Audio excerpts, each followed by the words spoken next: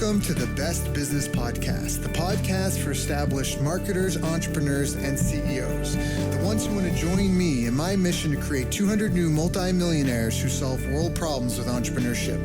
If that's you, then this podcast was created to give you access to the tools, training, strategies, and tactics you need to achieve multiple seven-figure profits as soon as possible. This world needs the best business you can build, so please get ready, open your mind, believe you can do this, and let's build a better world together for future generations.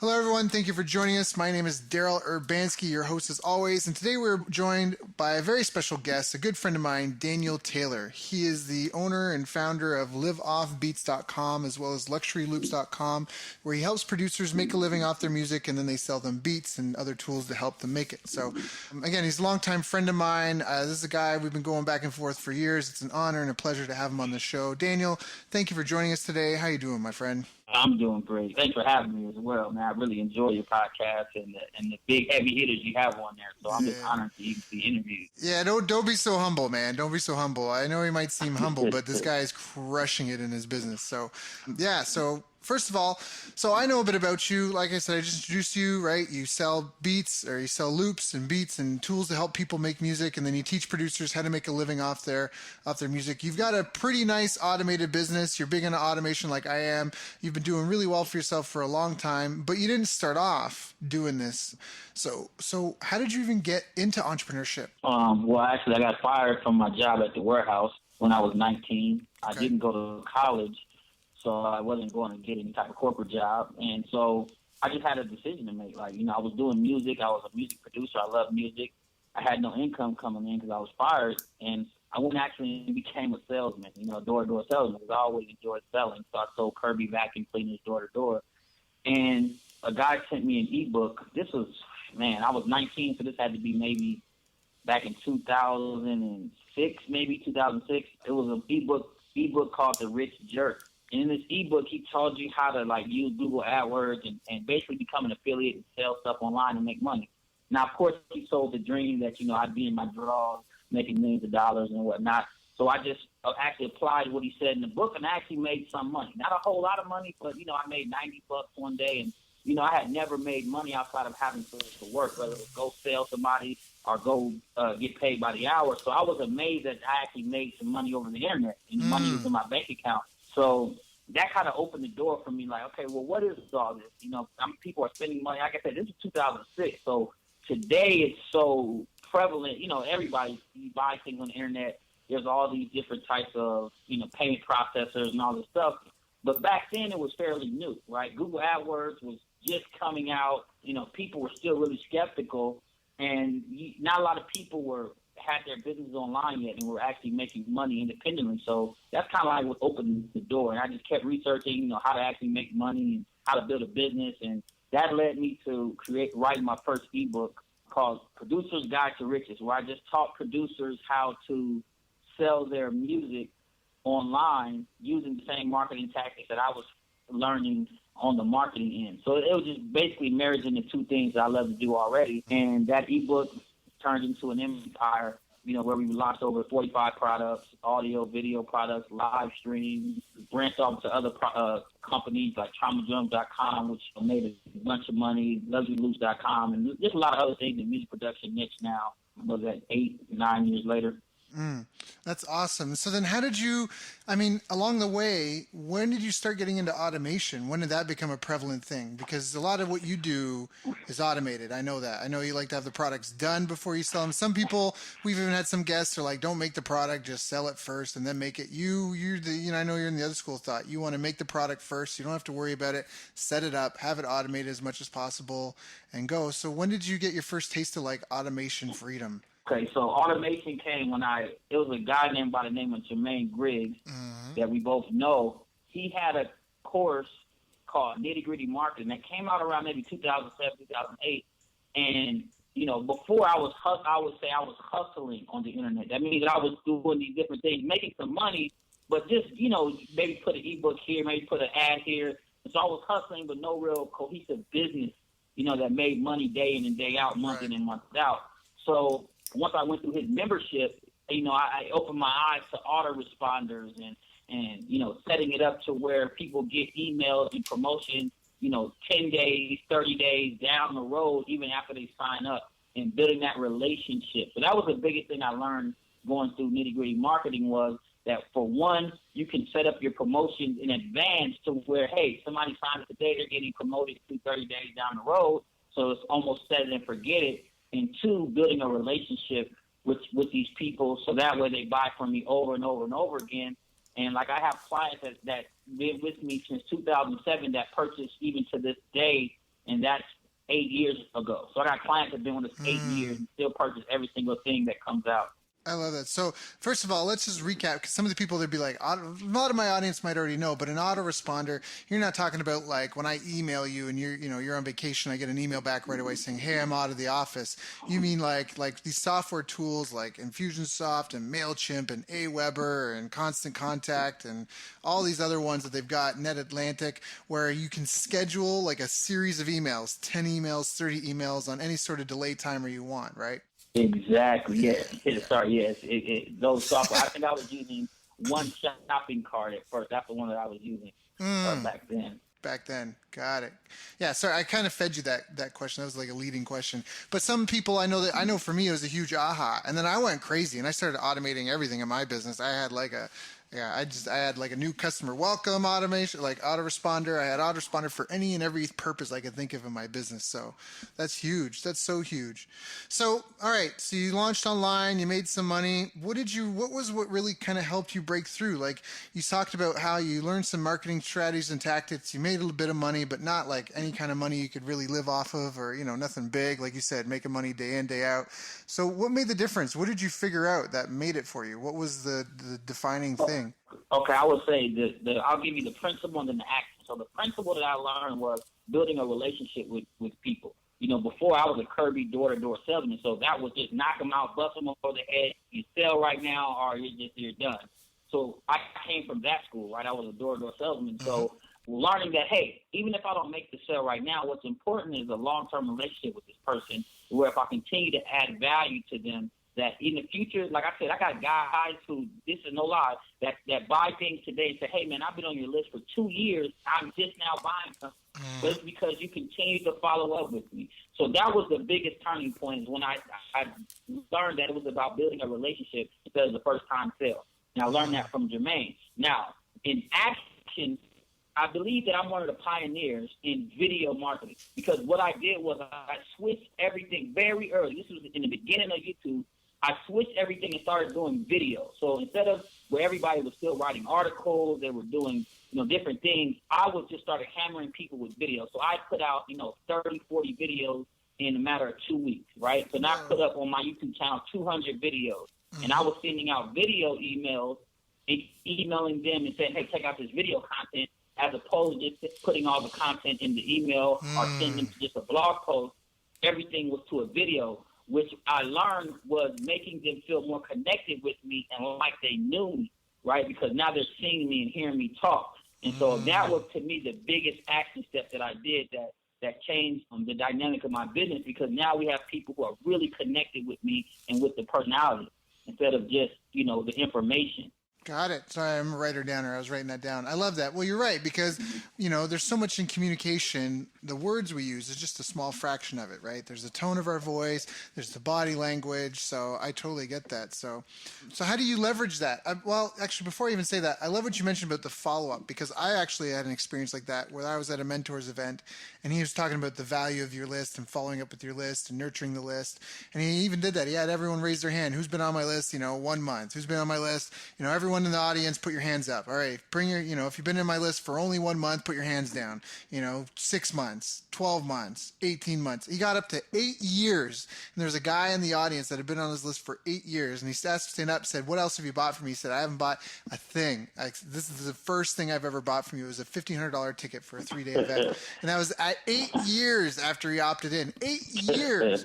So the money really is in the list. I love that. Yeah. So, right. That's amazing. amazing story. Yeah, that's an amazing story, actually. So, yeah. But, I mean, it's the same thing. It's just what you said. So I just want to back it up because it's true. It's following up. It's building relationships.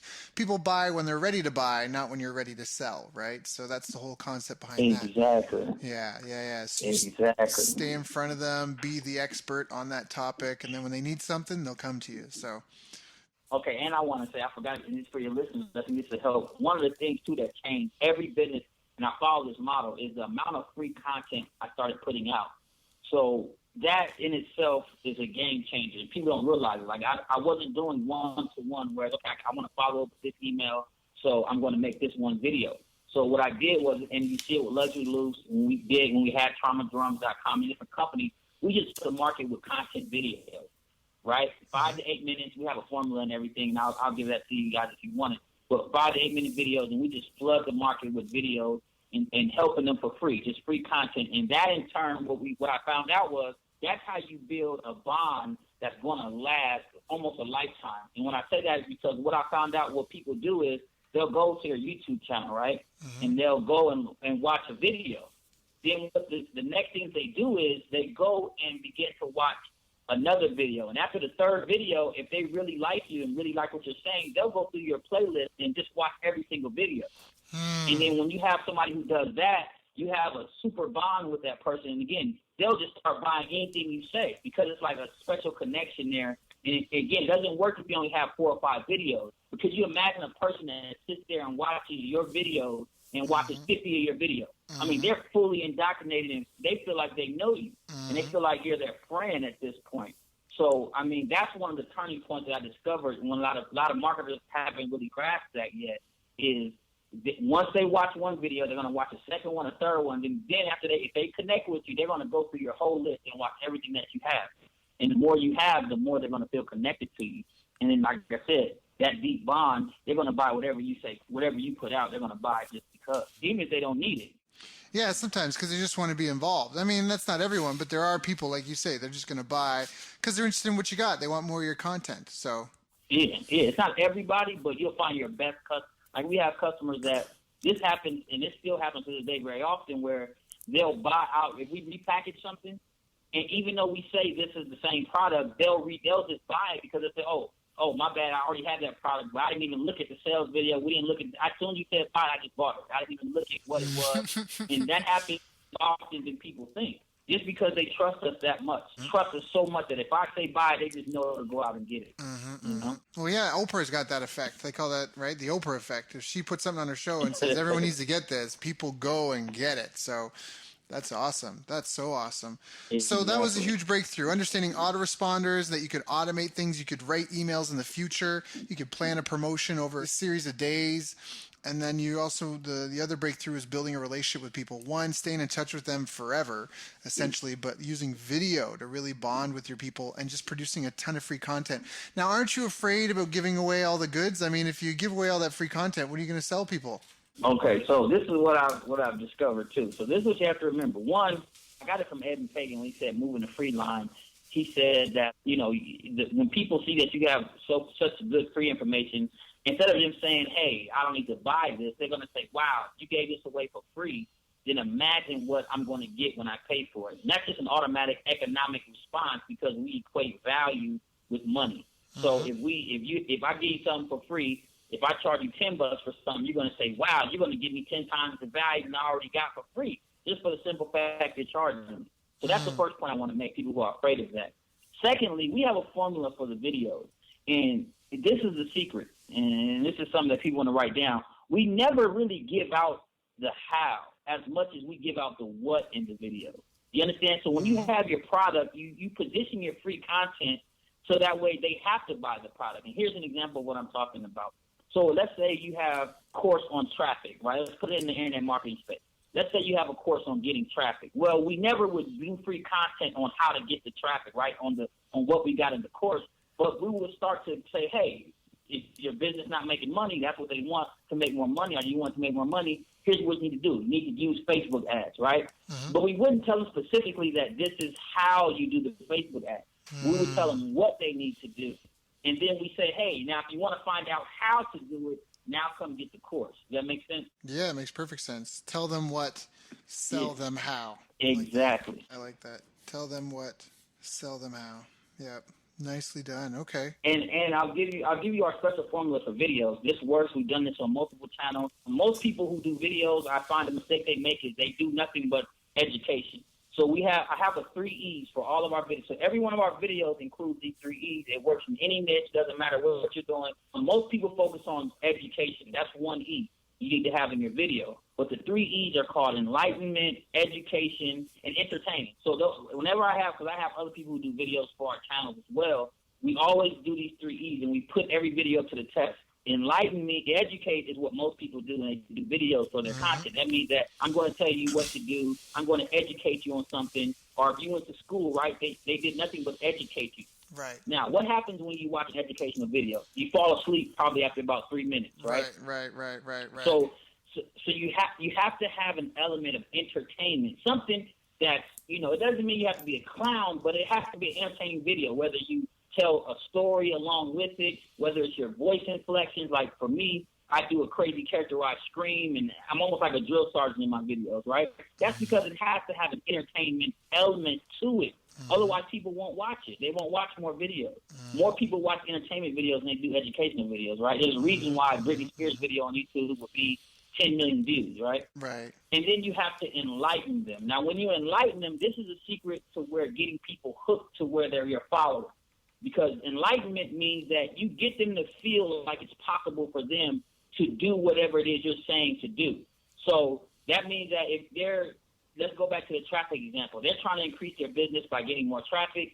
Innately in people, we kind of feel like, yeah, I can't do all that. Like, I can't do it, right? It's like, yeah, you can do it, but I'm not smart enough. Or I don't. So when you make them feel and you be like, no, you can do, almost like a pep speech, a motivation, like, no, you can do it, you can do this, and you get them to feel like it's possible for them. Now you have a complete video where you're going to get a follower and a customer. And so you have to be entertaining, you have to have education, and you have to have enlightenment all in your video within 5 to 8 minutes. And now you've got a great video that can bring in customers. That's awesome. Got it. Good. So that was the writer Danner. So 5 to 8 minute video with 3 E's. You want to educate, you want to entertain, and you want to enlighten them. Is it in that order? Well, it's all in the video. So it's no order. Yeah, as long as it contains those elements. Again, if you have entertainment, I would say if you have entertainment without the education, now you just have a fun video, but no one's really going to take you serious, right? If you have education without the entertainment, people aren't going to finish your videos. And they're going to want to watch more because you're boring. Right. You're putting them to sleep.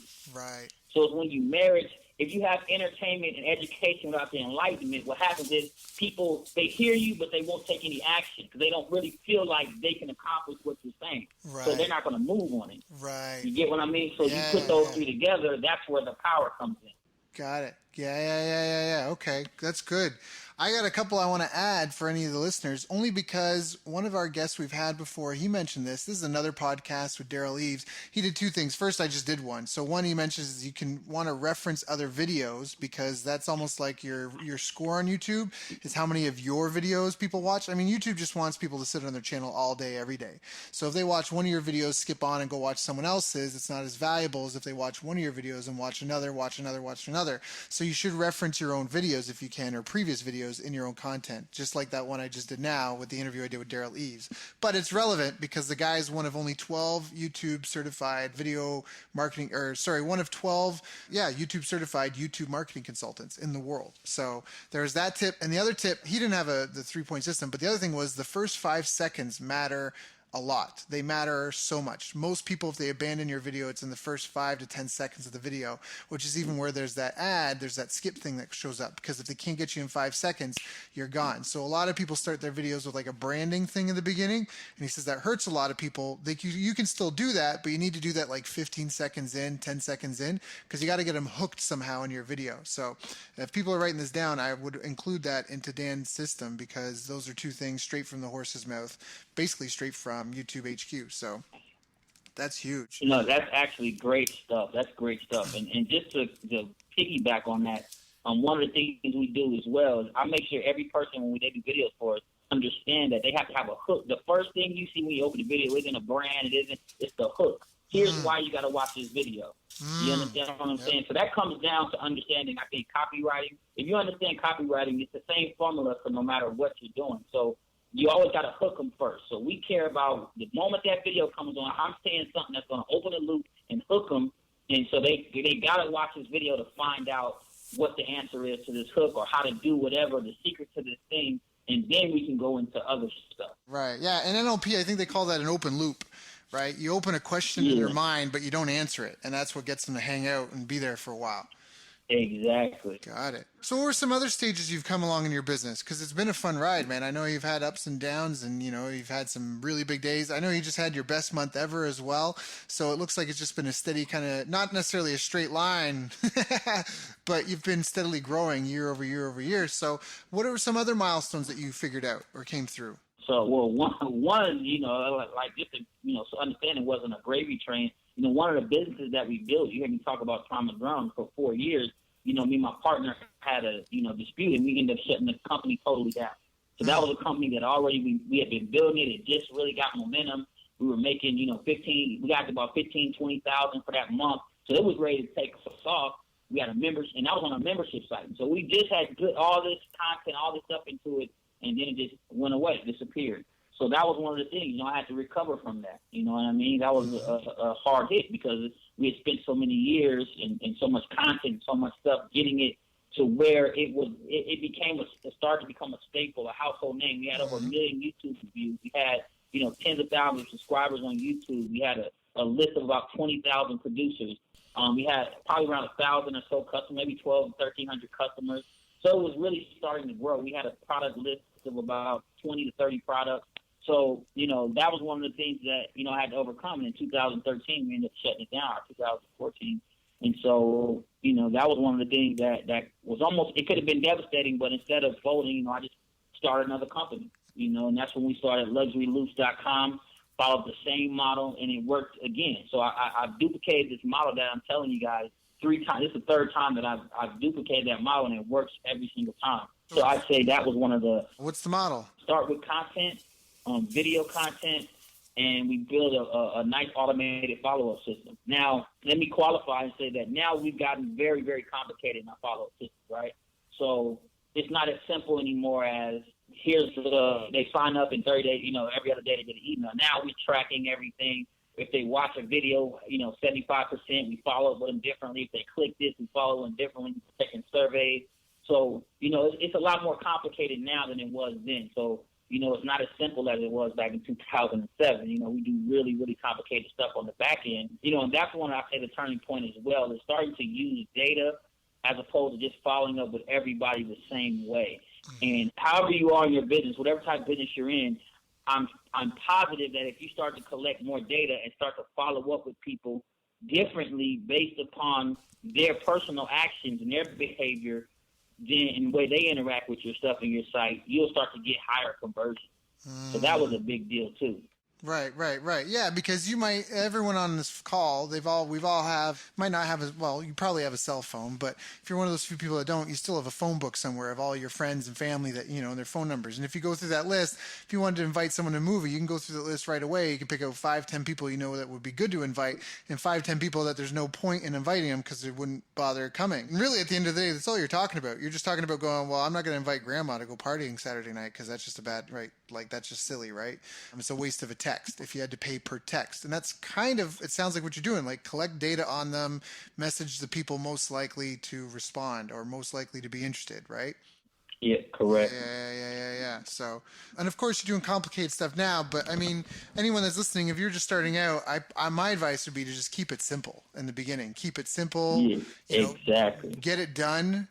Good is the enemy of what they say. Good is the enemy of great, but well done is better than well said. So if it's procrastination, I forget the quote, but don't I don't know. Don't be a perfectionist. Just get it done. Well, let me say this to that point. You make a great point, and I think if you're a newer business person, right? I've been doing this now. I've been in business to live off beats for I guess it's 2000, so 9 years. I keep thinking 2015, but it's 9 years. So, and I've had. I know I'm getting old, right? I have multiple businesses, and I'm only 28. Dude, I don't know. So I started at 19. So I would give the advice of like you said, good is the enemy of great, but I never try to perfect anything because I know I'll never get it done, right? I can always perfect it. So I'm the type of person, I just put it out and then start making it better as it's already out.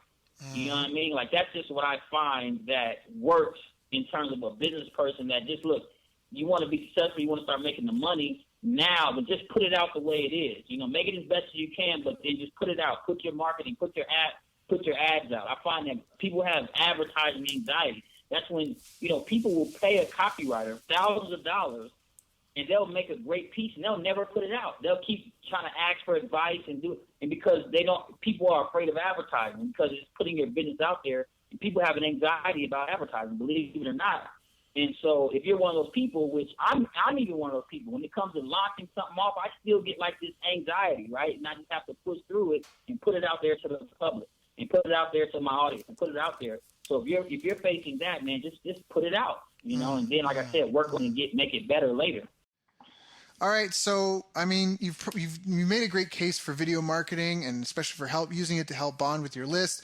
And you gave us a great little formula to use for it. But what about video quality? Because I know for myself, it's actually been on my docket for a while, as I want to launch a YouTube channel. I got this great podcast. I think I should do some YouTube sort of thing. But you know, just the quality of video, having a studio, I get my hair cut, what shirt, all that sort of stuff. I mean, how do you do your videos? Do you have a whole studio set up? How do you? Well, like, what's your take on that? Okay, so that's a great question, and I've actually done it all. So that's the people that I've hired camera crews and went on location. I've had an actual video studio in my house where I had the green screen, professional lighting, professional camera, and as well as doing videos just on my iPhone. So I've had a wide range of experience. And here's what we found. It depends on the type of video you're trying to do and the goal of the video. For most people in their businesses, they're trying to connect with their audience. You're trying to connect with what we call, you guys will call it markets. I don't use that term very often. I like to use the term community, because every market has a community, and it's a group of people who are together, have shared like-minded ideas, and it may not be a community where they live next to each other, but they are always together in terms of they're on different forums, they're on different Facebook groups. So you're really trying to connect with your community. And what I found is that the videos with the professional lighting and stuff like that, sometimes that's good for us. If you're selling, you want to do a sales video and you want to be clear. But when you want to bond with your audience, it's the quick, hey, this is real quick, and I go by the name Postman. Hey, real quick, this is Postman. I just want to give you a shout out real quick. I just learned a new tip that I learned about how to sell your beats faster. Man, I was just in the store the other day and it just hit me, blah, blah, blah. And I'm usually out in public somewhere. I'll do it while I'm driving, and it makes them feel like you're their friend. You understand what I'm saying? When you have the professional lighting and all the professional stuff, now they feel like they're watching a business and they're looking at a business presentation, which is totally different than if their friend was on Skype, right? When your friend's on Skype, they're not in a big, studio Skyping video calling. They got their webcam on, just flipping it open and said, hey, what's up, Daryl? Just want to check in with you, buddy. What's going on? How's your life doing?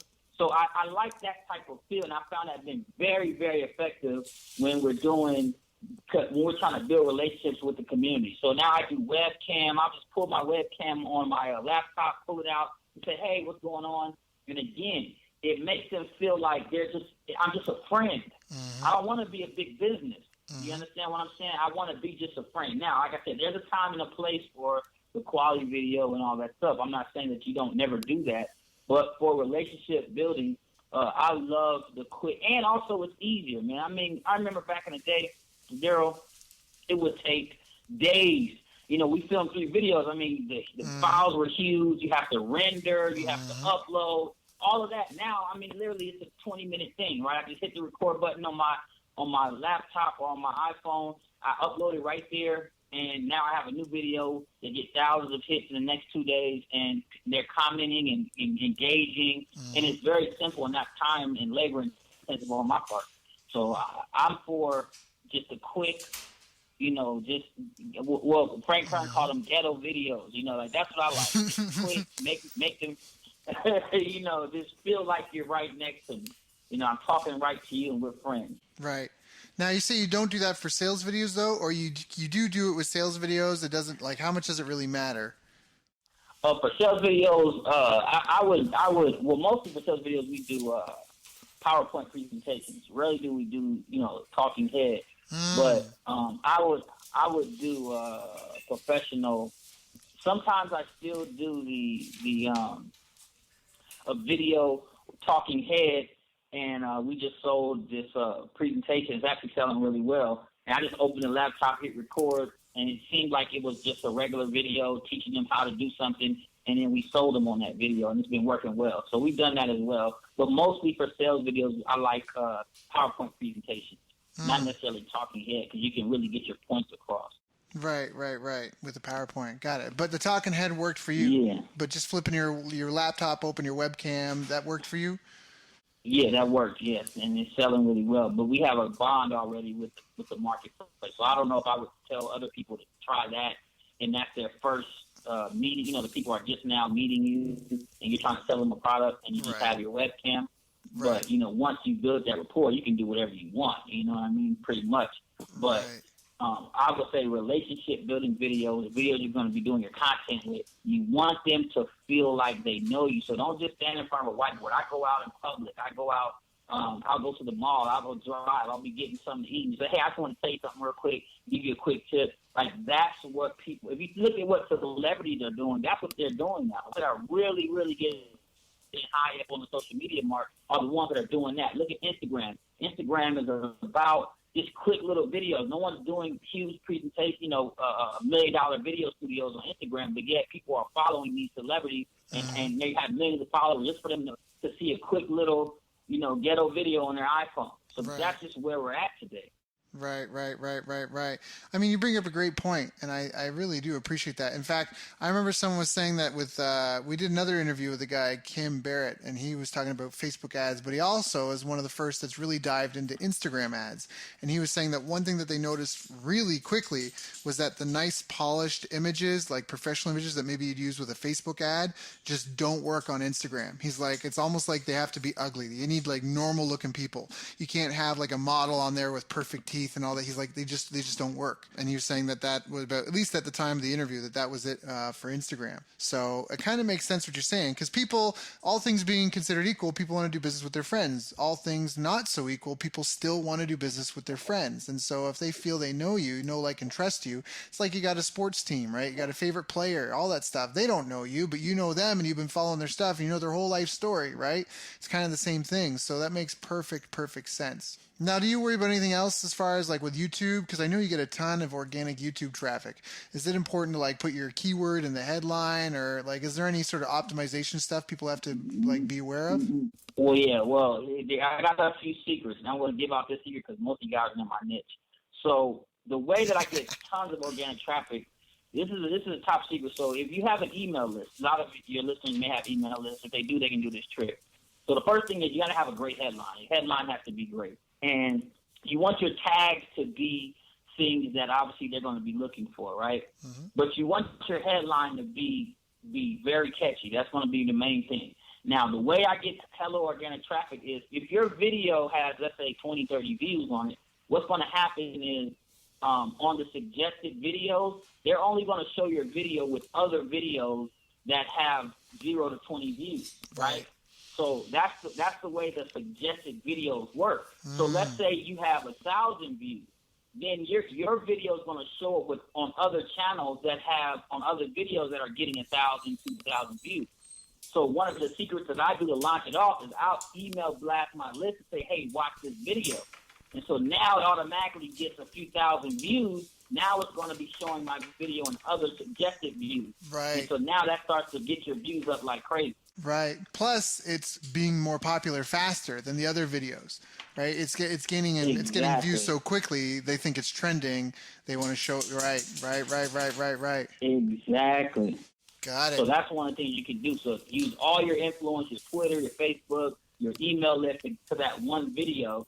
And one of the mistakes I see people make is they may upload the video, then they upload the video to Facebook, and they put it on different platforms. You want to make sure the video is on YouTube, and then blast it out to your list with the YouTube video, not the, some people put it on their own server and have their own video player. And so what you want to do is make sure it's on your YouTube channel So all your people are watching the video from YouTube, and the views are going up. And then, exactly, now it's going to start trending, and that's how you get it up there very quickly. Got it. Do you use YouTube to build your community, or do you build the community on Facebook? So ours is on YouTube. Our biggest factor has been YouTube. So we have tens of thousands of subscribers on each of our channels, and one of the things that I always do though is get them off of YouTube and get them onto our list. So every in the description box, I'm always like, here, sign up, get your free stuff here. Also, we test selling straight from YouTube. That works great. That works great. If you just if you have a video, you're just going in, like I'll be talking and entertaining and give us some education, then I reference one of our products, say, hey, go buy this product, and we track how many sales come from that. Oh man, it's always, and it's not just one day, because people are watching that video constantly throughout the year. So you keep getting these sales from that one video over and over and over again, because I don't know, it's something about when they're watching that video, it doesn't feel like a sales video. It almost feels like you're suggesting something that they need. If it's positioned properly, right? I want to make sure and qualify that, I've done at least 1,000 videos, and I've also directed hundreds of videos for our people. So I kind of got it down naturally. But once you get it down, man, you can start to just sell right off the YouTube, put it on there, and then you put the link in the description, and people will just start buying off the YouTube. So and do you have any product that costs hundreds of dollars? Right. Do you have any tips for anyone? Like what you just said, like when you get it down, do you have any tips for anyone? Like when you coach someone on how to do a sales video and do it right, are there any tips that you'd follow? Right. So now, are you talking sales video, or are you talking videos? Sales video. Because content, I think, is easy. Content, you gave us the 3 E's. That's pretty quick and easy. But if someone's got to do something and they got to sell something, and they're worried about tripping up, what do you usually coach people? What do you tell them when you're coaching them? And unfortunately, I've had to coach people even in our business to do sales videos for us. So I follow the same formula that I'm sure you guys have probably went over a ton of times. I follow the AIDA formula: attention, interest, desire, and action. So I follow that basic formula. And so the first thing in the video is always the hook. And I always say and stress that you got to have that strong hook. You got to reel them in. Where I want them to feel like, I can't live another day without watching this video and getting the answer to this question, or finding this thing out, or whatever it is. That's the most important part. And then another part of the video that's very important is the storytelling. I find that that's where a lot of people drop the ball as well. They go right into, discussing the problem and saying, here's a solution. But I find that immediately after the hook, you want to tell stories. And you want to immediately start to tell stories that kind of get them to the problem, get them to the issues. One of my favorite intros to a story is like this. Let me tell you how I found this secret out. The other day and then I started just going into how I came about this situation, or how I was watching something. Our producer, a lot of times I'll say this too, or I got an email that said, and this producer. So when you try to describe the problem or the issue or the solution, tell it in a story where somebody have asked you the question, and then you have to say, wow, man, they're having this problem, and here's how I answered it. Because when you start to tell stories as opposed to tell directly to them, their mind starts to place themselves in the story. You get what I mean? So now they become inside of your video instead of being an outsider watching it. They're putting themselves into it. Right. And stories put people into a trance. Right? Stories put people into a trance. Exactly. Because we're always, since we were a kid, telling stories around the campfire. Your parents read you a bedtime story. Once the story begins, it gives you time to get into your pitch and describe everything that's going on. So that's a great tip. That's a really good tip. And an easy way to do it, just so people can, so I don't want to be too out there where people is not concrete. So here's the one simple way that I would suggest. Like, let's say if you're, I always let's go back to traffic. Okay, I'm selling a traffic course, and I'm saying, hey, one way that I see most marketers do it is, hey, are you having trouble getting traffic? Are your sales not going up? So that's one way of doing it, right? But another one is, hey, I got an email from somebody who was in distress and their business wasn't going right. And in fact, they X, Y, Z, and try to make it real. If you're in the business of helping people, you probably have gotten these type of emails. And then you say, hey, and traffic was up and down, and they couldn't really get it consistent. And so, I really wanted to help this person. So I said, you know what? How about you try this? And what I told them to try worked. Next thing you know, their traffic went through the roof. See, I'm saying the same thing, but I'm just telling you the story. Right. Now they're engaged. Right. Right. You see, I'm saying the same thing. It's just that now I'm putting it in story form as opposed to directly totally saying, hey, under the radar. It's not down. salesy at all. Exactly. Exactly. And that's the key. Everything is underneath the surface. You know, it's not just in your face. And like when I used to go door to door, which made it hard, right? Everything was just hardcore in your face. Yeah. And people are resistant. The first thing they used to say when we knock on doors, the first thing they say when you get in the house is, I'm not buying nothing, right? So their defense is all the way up. So essentially they're doing the same thing when you're on your video and you say, hey, are you having issues with personal things? I'm not buying nothing. Just tell me tell me what I need to know. I'm not buying nothing. But when you start to tell them stories, it just starts to drop their guard. Right, and then they can emulate it because then they can see themselves in the story. Hey, I'm like that guy. Hey, I had that problem. Really? And it worked for him? Right. Exactly. So there's so many different powerful things going on the level. So on so many levels that I always suggest people to open up with stories and find ways to fit what they're trying to say in a story. Like I said, it can be simple as someone emailed me or told me this problem, but just take the person out of it that's watching it, so they don't feel like you're just talking at them, but they're engaging in the story and they're putting themselves in it by themselves. That's great. That's great a tip. That's great advice. Honestly, that's a great way to articulate it. Story selling. Stories are so powerful.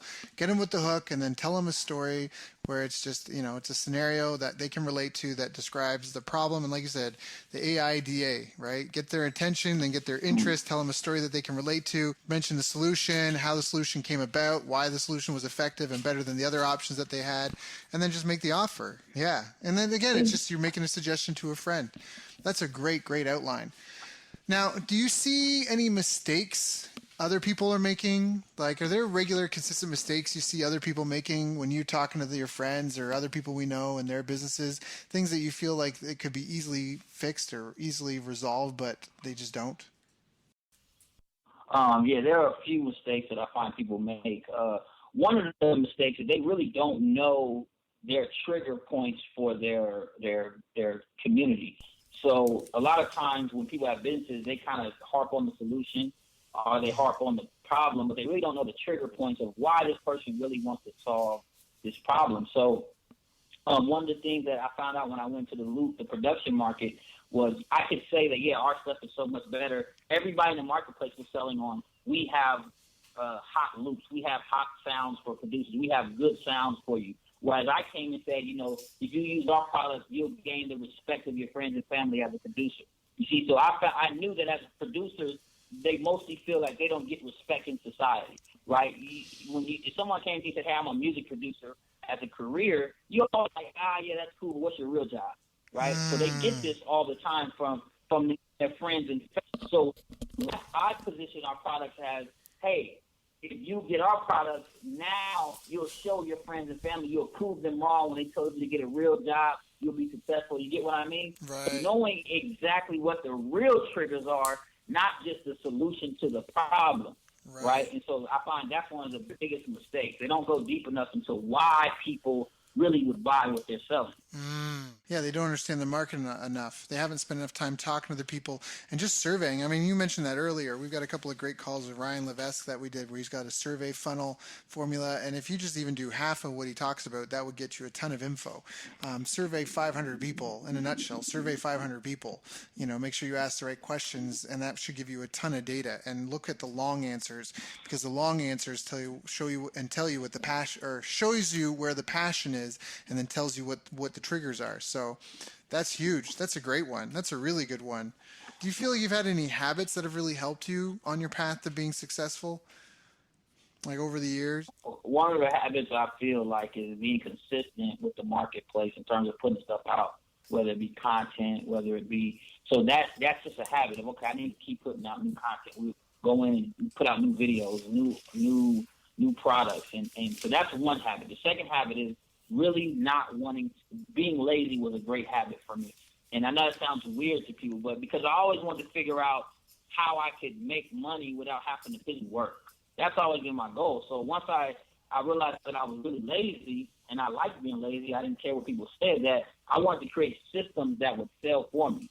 Because that was like the main problems. I always had to be doing something. So I learned that, hey, if I create the habit of when I put out a product or an email, whatever I do, think about it in terms of 6 months, 6 years from now. Can I get new people into this funnel and they can still buy this product?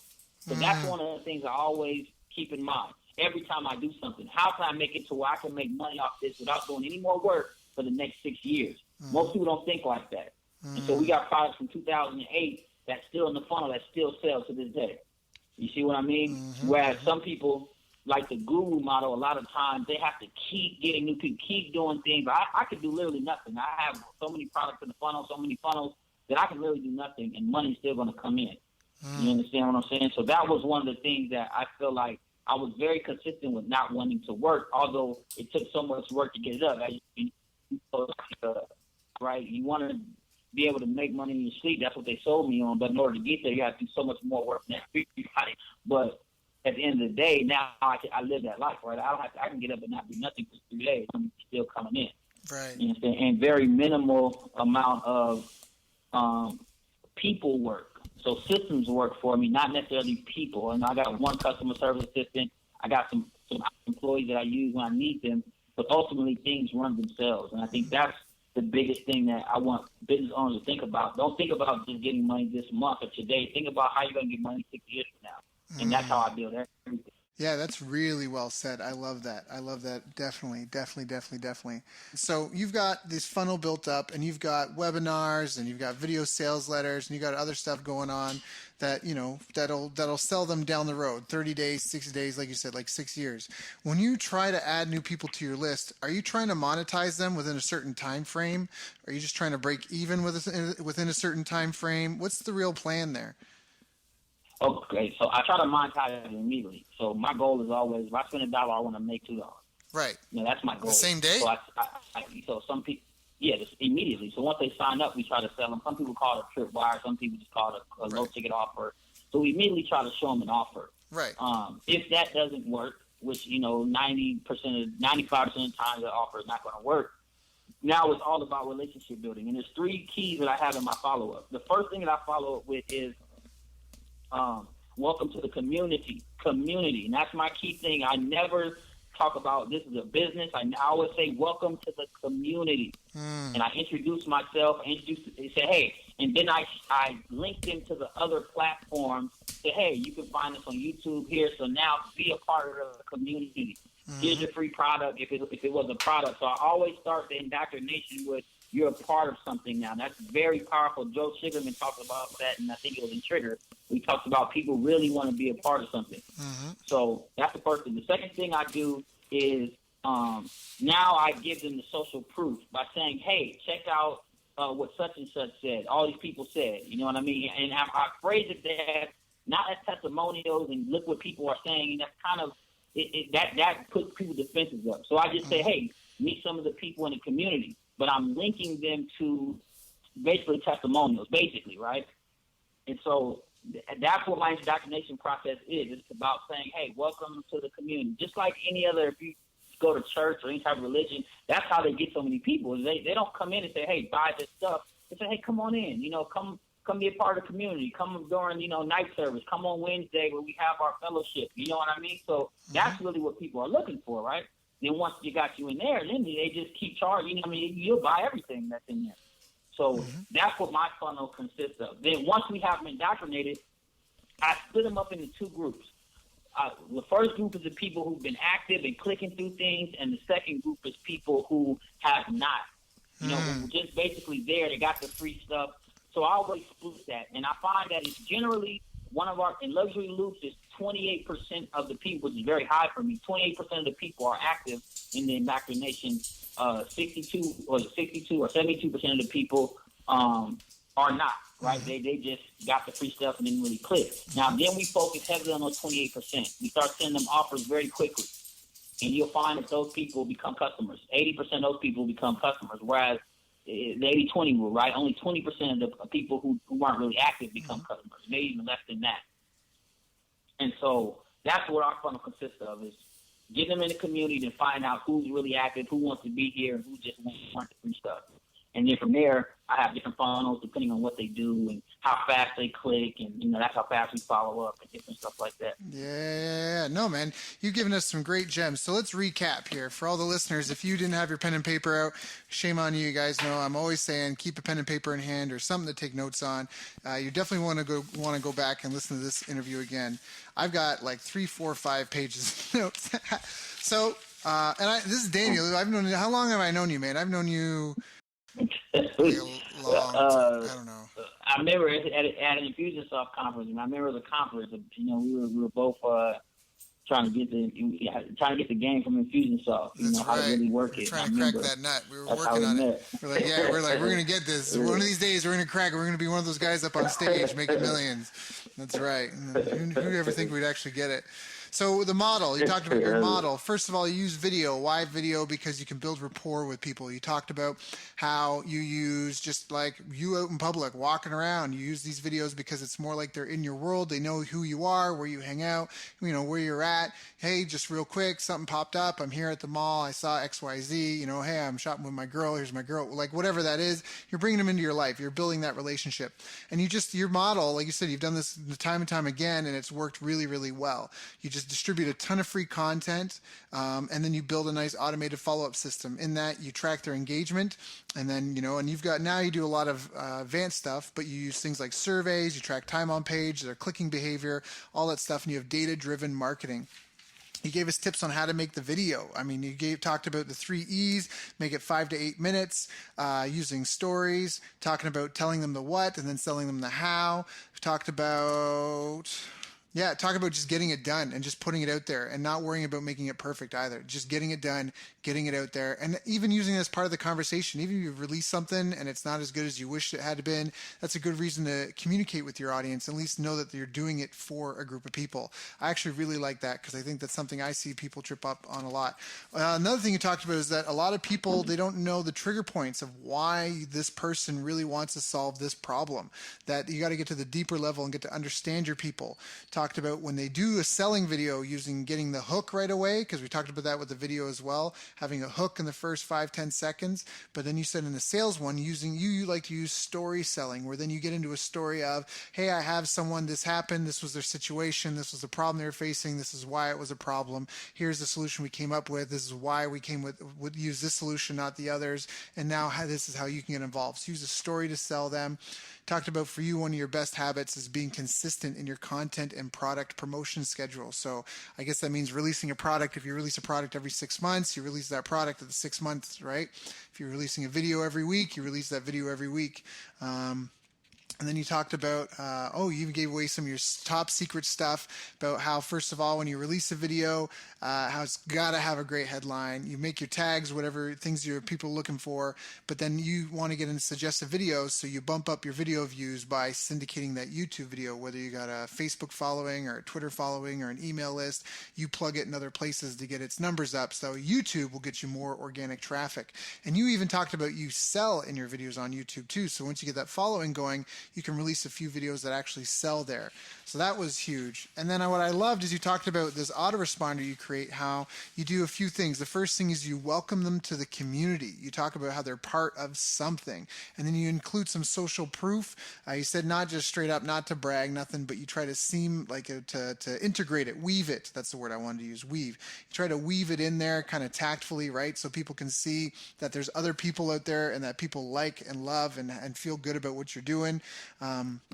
So that's a great thing as well. And then after that, this was a real key. After they've been indoctrinated, after this stuff has gone on, after you've given them some free stuff, you segment them based on the active group and the inactive group. And the active group are people who have clicked on stuff, they've engaged with your content, and you know it. And these people, you send them offers really quickly, right away, and you find that these ones convert way better. And in fact, if you're accurate, you're saying like the other one, like only 5 to 8% of the inactives ever convert. Was that what you said? Yeah, I said about maybe 20% at the most. So it'll be 20% of those people, and at the most, on an average, it'd probably be even less than 5%, maybe 2 or 3%.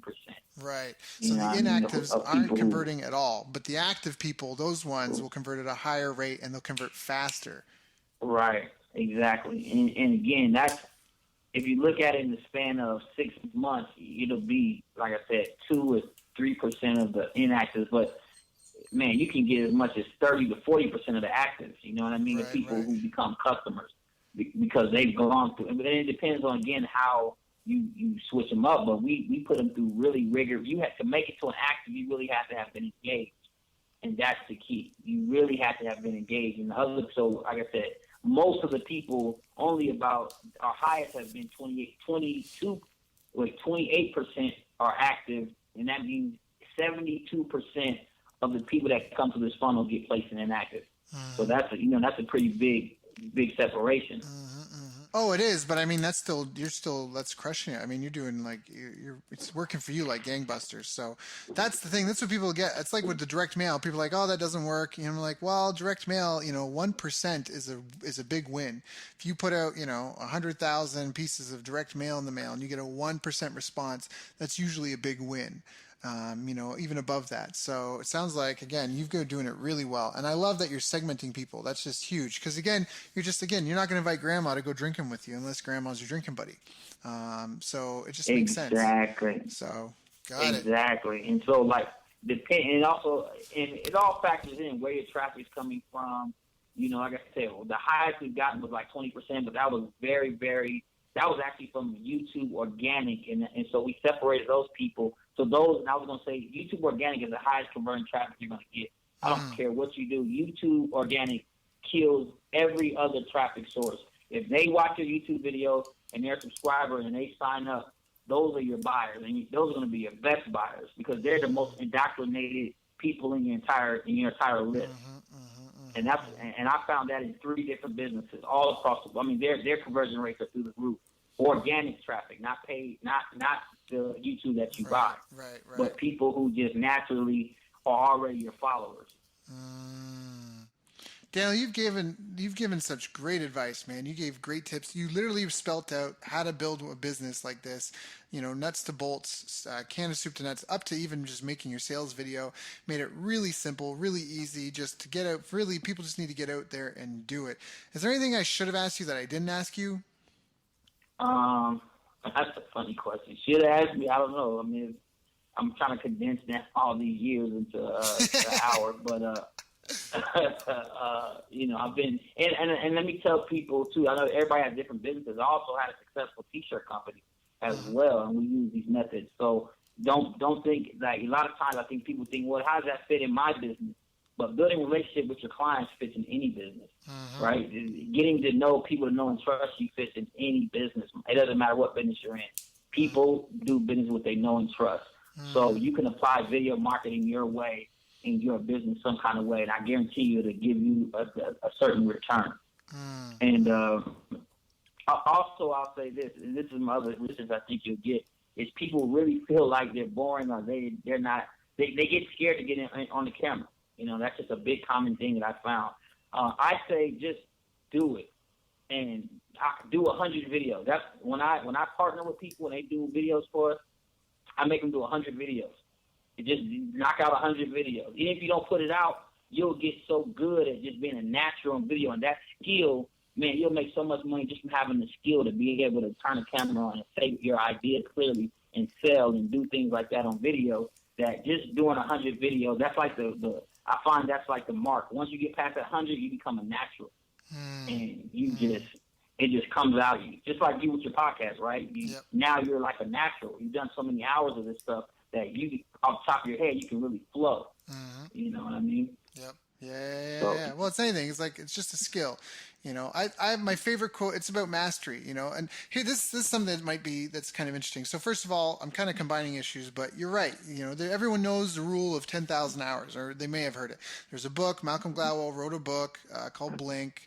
And it's talking about expertise and how to be world-class, and that scientists have discovered there's no prodigal child. There's no natural who just is born innate and has this great intrinsic ability to do something really, really well. Found that no matter what, to become world class at something, generally speaking, you need 10,000 hours of practice. Once you've got 10,000 hours, sure, your natural style will come out among others that have got their 10,000 hours. But for and this has been a dirty secret in martial arts forever. If I've been training, I got 1,000 hours of training, and you come in and you got 10 hours of training, I'm going to mop the floor with you, right? Because I've just got more hours. That's how it goes. But what's not so common knowledge is there was a TED Talk I watched where a guy was doing the research, and he was like, but how much does it take to learn the fundamentals? Like, if you want to get into something, everything's got a fundamental. There's usually not like 30 different skills you need to do stuff. There's usually like 3 to 6, maybe 8 at most. It's just a handful of fundamentals. That's why they're fundamentals. And the fundamentals usually can take you from a beginner through the intermediate stage and even have you doing advanced things. But the one thing you can't do is the intermediate and advanced stuff without the fundamentals in place. So this TED Talk was about like, how long does it take to learn the fundamentals of any skill?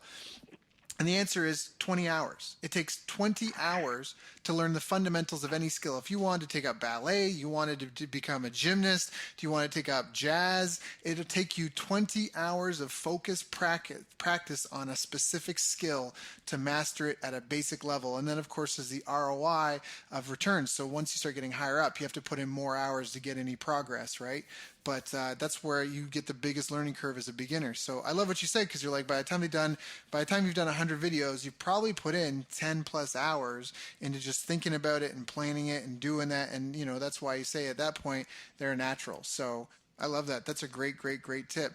Daniel, if people they just love your vibe, they love your feel, they want to know more about you, they want to touch and feel and get to know you even better and get involved with what you're doing, what are some of the best places they can reach out to you at? They can email me. Now, let me preface it with, I do niche businesses, right? I'm in the niche, so I'm really not in the marketing field, so I have nothing to, let me just preface it with that. I have nothing to sell you guys. So if you honestly just want marketing advice or whatever, you can email me. My email is POSTMAN. That's Postman. That's what they call me in my marketplace. Postman T1228@gmail.com. And again, if you just want to talk business or talk marketing, you need some help or some advice. Like I said, I don't have any products in the internet marketing space or anything like that. Mm-hmm. So you can feel comfortable and confident that, you can just email me and become a friend. I love it, man. Daniel, you've been a great friend over the years. I always love talking to you. You always got tons of great advice. You connect me with amazing people, and I'm so happy for you and the missus and your new beautiful daughter. Yeah, man, it's just been an honor and a pleasure to come up with you. So thank you again for coming on and sharing with the listeners. I know they appreciate it too. And yeah, man, all the best to you and your family. Oh, you too, man. Thanks a lot, man. Appreciate it. You've reached the end of our interview. Now, first, let me thank you for listening. I appreciate and respect you more than you'll ever know. And now I'd like to ask you a couple of questions. First, what 3 lessons did you just learn? What 3 aha moments just jumped out at you? Second, what can you implement for yourself and your business in the next 24 hours? Third, what can you give to someone else to help you with, or give to them to just do it for you? Whatever it is, remember, taking action is the secret sauce to results. Now, if you think this interview would be helpful for a friend, please give them a link to it. It'll help them and it'll help me too. I'd also like to invite you to help me find out more about the challenges you're facing, your dreams, your goals, and how I can help you overcome what's holding you back. We both do better when we know better, and your success is my success. So please reach out and interact. You can visit our website, bestbusinesscoach.ca for Canada or California, where I'm from and where I'm living. You're welcome to also try out one of our paid programs. You can find us on YouTube, Facebook, and pretty much every other social media channel you can think of.